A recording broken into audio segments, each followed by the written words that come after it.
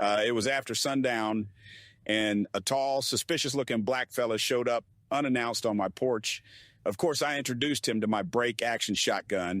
I thought he was just another thug trying to rob the good folks of Lee County. But Mr. Price, the man you shot was unarmed and was only on your porch to ask for directions. Don't you think you should have asked him what he was doing on your porch before you opened fire?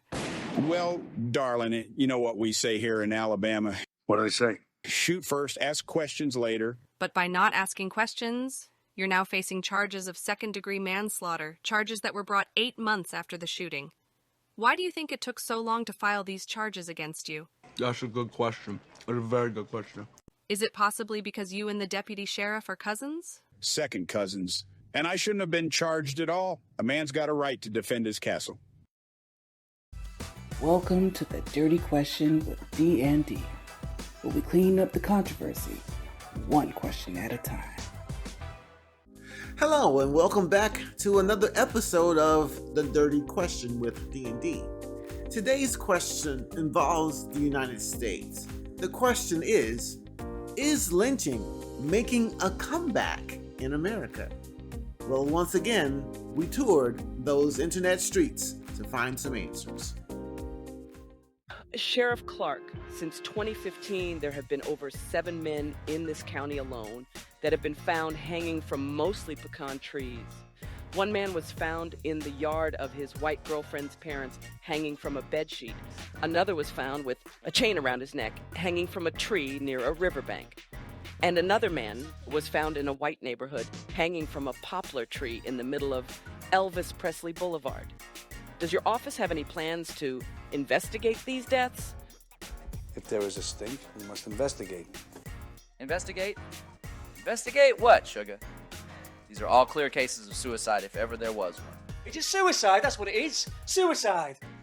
Now, I don't know what ailment it is in their black brains that drive these boys to find solace at the end of a rope. Hell, maybe it's the same drive that causes all of them to love fried chicken. How the hell should I know? I just know that it's not a concern for the Scott County Sheriff's Department. Now, excuse me. Well, that was a waste of time. You know, lynchings were like college football events in terms of crowd size and atmosphere. It was a celebration. Little white kids got out of school early. Local railway companies gave people from neighboring towns free rides to get there.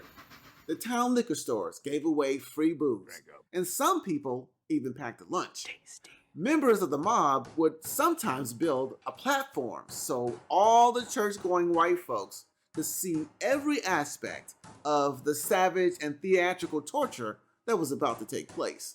They gouged out eyes, cut out tongues, ears, and genitalia. And they riddled the body with bullets or set it on fire.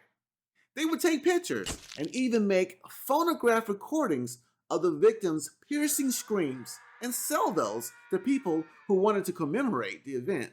You know, like a family keepsake. Oh my God, that is so fucked up. Most of us think of lynching as a horrific chapter in American history, in which mobs of racist whites hanged, burned, and shot black people for almost any reason, from refusing to give way to white folk on a sidewalk to the alleged rape of white women. He was so big. He's so black, that boy. She said she was raped. But we are taught that this ugly chapter is far behind us, a relic of the Jim Crow era and a different mindset. But not so fast, says civil rights attorney Jill Collin Jefferson. She says we got the lynching history all wrong. The following is her quote from the Washington Post. The last recorded lynching in the United States was in 1981. But the thing is, lynchings never stopped in the United States. Lynchings in Mississippi never stopped. The evil bastards just stopped taking photographs and passing them around like baseball cards. And today, in place of the mob, we have rogue vigilantes. These killers may go to trial for their murders, but more often than not, instead of getting a jail sentence, they get a shitload of money from a GoFundMe. During the Jim Crow era, most lynchings went unpunished because black people were not allowed to testify against whites in court. However, as African Americans gained more rights and protections, white terrorists simply stopped conducting murder and torture in town squares, and the extra legal killings of black people stopped being recorded and reported as lynchings to give the illusion that the practice had died out after Dr. Martin Luther King Jr. told those criminal white folks. All right, now, cut that out. However, in recent times, these illegal murders began to get exposure because social media started amplifying these buried stories. Despite that exposure, police officers are still complicit with neighborhood vigilantes with white supremacist leanings who infiltrate the ranks of local police, the armed forces, the Secret Service, and the FBI. All of them. All of which keep the practice of lynching alive in one form or another. And nobody's gonna hear you bitching, because this is a new legal form of lynching. The lynching mindset is rife in these law enforcement agencies and presents itself as neo-lynching, which can be harder to prove because of the collusion between law enforcement and their vigilante co-conspirators. Several law enforcement leaders across the nation seem bent on acting as if the suspicious hanging deaths of black men have no criminal elements whatsoever. Yeah, nothing to see here, folks. According to attorney Jill Collin Jefferson, there is a pattern to how these cases are investigated. She says when authorities arrive on the scene of a hanging, it's treated as a suicide almost immediately. The crime scene is not preserved. The investigation is shoddy. And then there is a formal ruling of suicide, despite evidence to the contrary. And the case is never heard from again unless someone brings it up. This pattern repeats itself not only for incidents of suspicious hangings, but also when white male vigilantes or vigilantes who are sympathetic towards white supremacy ideology kill African Americans or African American allies who are often unarmed. This wash, rinse, and repeat routine involves law enforcement refusing to arrest the killer, or if they do, he is released hours after the shooting. They ruled the incident as justified based on a stand-your-ground defense, or the ever-popular "I feared for my life." If the cops do arrest the killer, then another failsafe kicks in when district attorneys fail to indict. It's not until there is a national outcry over the fact that the perpetrator is literally getting away with murder that some form of accountability is attempted by prosecutors. Another way lynching has adapted to modern times is through stand-your-ground laws, statutes which have been enacted in over 23 states that give anyone the right to use lethal force against any threat, real or perceived, with no duty to retreat.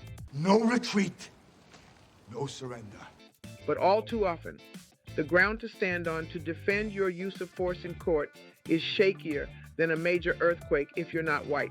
Researchers examined Florida cases from 2005 to 2013 that were argued using a stand-your-ground defense against murder or some other violent offense. According to Vice News, juries were twice as likely to convict the perpetrator of a crime against a white person than against a person of color. Researchers concluded that these results are similar to pre-civil rights era statistics, with strict enforcement for crimes when the victim was white and less rigorous enforcement when the victim is non-white. The legacy of racial bias in this country has created vicious stereotypes that paint black people as inherently dangerous and threatening. This makes stand-your-ground laws a perfect get-out-of-jail-free card for racist whites looking for any opportunity to kill black people with impunity. You know, like they could in the good old days of lynching. The case of 17-year-old Kendrick Johnson in Valdosta, Georgia, strongly suggests that a form of lynching is still going strong in the United States. In early 2013, Johnson's body was found rolled up in a gym mat at his high school, and the sheriff said this almost immediately after Johnson's death. We have found nothing to indicate this was anything other than just a tragic accident. However, there are glaring inconsistencies in Johnson's case that produce huge doubt about the sheriff's conclusion. Although the original autopsy said Johnson accidentally suffocated himself, subsequent autopsies ordered by Johnson's family concluded that the cause of death was blunt force trauma. 2 white teens, one of which who lied about having seen Johnson on the day of the murder, were suspected of killing Kendrick because of racial animus. The teen's father, an FBI agent, was suspected of obstructing the investigation and intimidating witnesses. In addition, evidence at the scene, including bloody shoes, bloody clothes, and blood spatter on a wall, were never collected and examined, and surveillance video recorded at Johnson's time of death was mysteriously erased. And to top it off, Johnson's internal organs were removed by the funeral home and replaced with newspaper. However, despite these circumstances that strongly suggest foul play, no one has been charged for Johnson's death, and the case is now closed. A horrific case coming from, you guessed it, Mississippi gone down. has all the telltale signs of an old-fashioned lynching that occurred in October of 2022. Isaiah Carey, from Houston's Fox 26, reported on this gruesome crime. A murder in Mississippi is now on the radar of federal investigators. This comes as an autopsy of the victim, Rasheem Carter, revealed he was beheaded. The 25-year-old was last seen alive in October. Now, parts of his body were found in the woods a month later, and another haunting detail. His family says Carter went to the local police department and reported being scared for his life. He believed a group of white men were following him. And it's my understanding he last talked to his mother on the phone October 1st, and he warned her.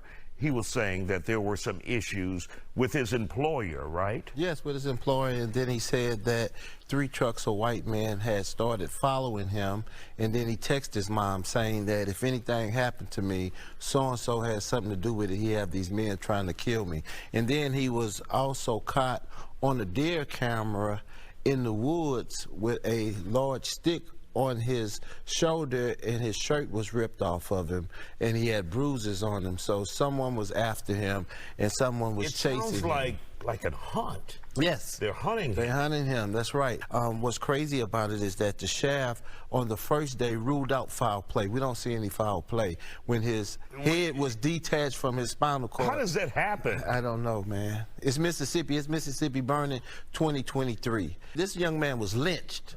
No doubt about it in our mind. He was lynched. I don't care what kind of stories they concoct. He was lynched. And now it's time for the cleanup. So, am I saying that old school lynching is making a comeback?